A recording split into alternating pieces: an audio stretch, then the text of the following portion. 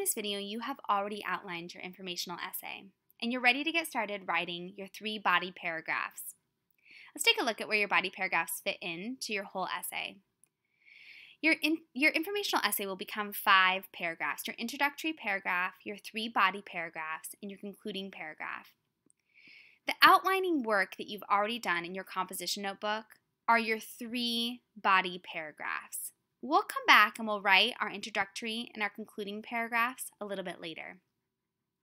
Today, as you draft your very first body paragraph, I want for you to pause the video every section or 2, and I want for you to go and I want for you to try writing that sentence or 2 or that section in your composition notebook.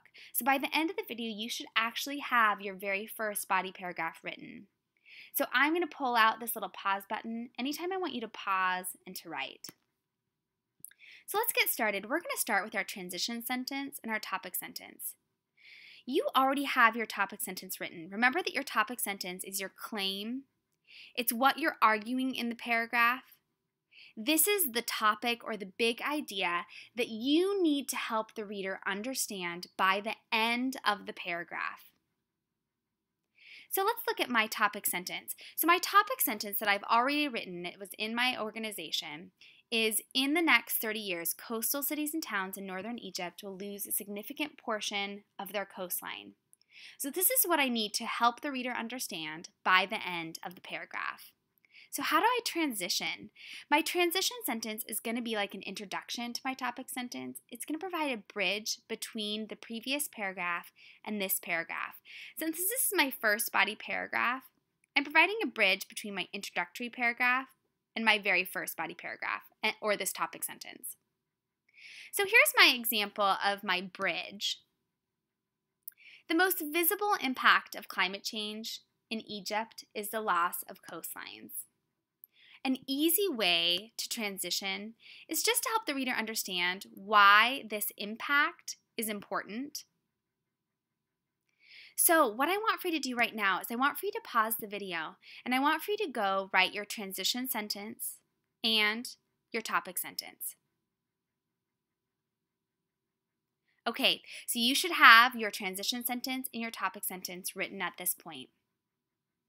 We're going to work on now introducing our evidence and writing our evidence down. So when I introduce my evidence, what I'm going to do is I'm going to introduce the author, the title, and any relevant information. That relevant information might include the source, that it might include information about the topic or the text or the study, especially if you're citing a research study. You might want to talk a little bit about that. There are some ways that you can, there are some hints at how you can introduce your evidence at the bottom of the page in Schoology. So you'll want to reference those as you do this. So when I think about introducing my evidence, I want to start first by actually choosing my evidence. So I'm going to come back to my organization and I'm going to look at these 2 pieces of evidence and I'm going to choose the evidence that I think is going to be the easiest to explain or the easiest to describe.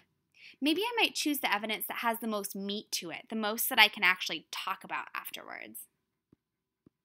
So here's my evidence, and then I'll show you how I introduce that. My evidence is this: the crumbling barriers of Alexandria's eastern harbor are no match for the sea that scientists say will rise between 1 and 3 feet by the end of the century. They predict that rural towns and urban areas along Egypt's northern coast will be flooded, turning millions into environmental refugees. Okay, so how am I going to introduce that? What information does the reader need to know about the text, the author, in order to understand this evidence? So here's my introduction. In an NPR podcast titled Rising Sea Levels Threaten Egypt's Ancient Cities, so notice that I've referenced both the source, NPR, and the title, journalists discuss the impact of the rising Mediterranean on Egypt's second largest city, Alexandria. So I felt like as a reader, you probably needed to know that the podcast was about how Alexandria specifically is being affected, even though the piece of evidence is talking more about environmental refugees in Egypt as a whole. So right now, I want you to pause the video, and I want for you to go add your 3rd and your 4th sentence your introduction to your evidence, and your evidence. Your evidence might actually be 1 to 2 sentences. So this might be your third and your fourth and fifth sentence. So at this point, you should have your transition, your topic sentence, your introduction to your evidence, and your evidence. So here's the really, really, really important part, my explanation. In a meeting or exceeding standard body paragraph, the way that you get a meeting or exceeding standard is this explanation. This needs to be 4 to 6 sentences, not 2 to 3, not 1 to 2, 4 to 6 sentences. This is where you're going to describe your evidence in your own words. You might include additional details here that help to explain the topic or help the reader to understand the topic. That might be the science, how the science works. That might be details about your country that help the reader understand why this is a big deal. By the end of your explanation, I, as the reader, should have a strong understanding of the impact or the way your country is addressing or adapting to climate change. Let's look at my explanation. Notice it's really, really long. Although Egypt is a large country, the majority of its population lives in a small area along the Mediterranean Sea or in the Nile Delta because of its fertile land. So notice that my very first sentence in my explanation here is not telling you why my evidence proves that Egypt will lose a significant portion of your coastline. Remember that I'm writing an informational essay, so I'm actually just helping you understand. I thought it was really important for you as a reader to understand that most of the people in Egypt live in this small area. So when I say they're going to lose a big portion of their coastline, it's a big deal. These two areas are at risk of losing significant portions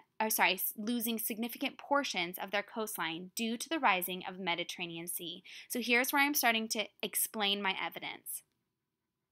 When the temperature of water increases, it expands in volume. The climate in northern Africa is warming, heating up the water in the Mediterranean. This causes the Mediterranean to swell, raising sea levels quickly.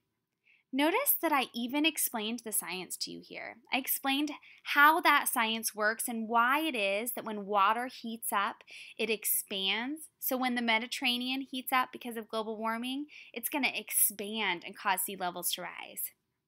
Even a small rise in sea levels will destroy the homes of millions in Egypt and cause them to have to look for new areas to live. Where they'll move is a problem because most of Egypt, sorry, I'm missing a because here, is a problem because most of Egypt is desert and not good for agriculture or other industries. Okay, at this point, I want for you to pause the video and I want for you to go write your 4 to 6 sentences, not 2 to 3, your 4 to 6 sentences of explanation. Okay, at this point, you should have your transition sentence, your topic sentence, your introduction to your evidence, and your 4 to 6 sentence explanation. So here's the last really short and sweet concluding sentence. Your concluding sentence is going to wrap up the idea of the paragraph. It's going to connect back to your controlling idea. You haven't written your controlling idea yet, so don't worry about having to revise your concluding sentence later. This is just feel like you're providing the reader just a sense of closure to your paragraph or to the topic that you're explaining. So let's look at my concluding sentence. I'm going to run out of room here. Let's move that up a little bit. One of the greatest challenges that Egypt will face this century is finding homes and jobs for those displaced by climate change. Notice my sentence before in my explanation where I talk about why it's a big deal that the people in Egypt will have to move because the rest of Egypt isn't good for agriculture or other industries. So I'm going to end here by coming back to the idea of why this is a big deal, that rising sea levels are going to make millions of people have to find a new place to live. Okay, here's your last pause. Go write your concluding sentence. Once you've done that, I want you to read back through your first body paragraph. Make sure it looks how you want it to look at this point, and then get started writing your second and your third. You can do it.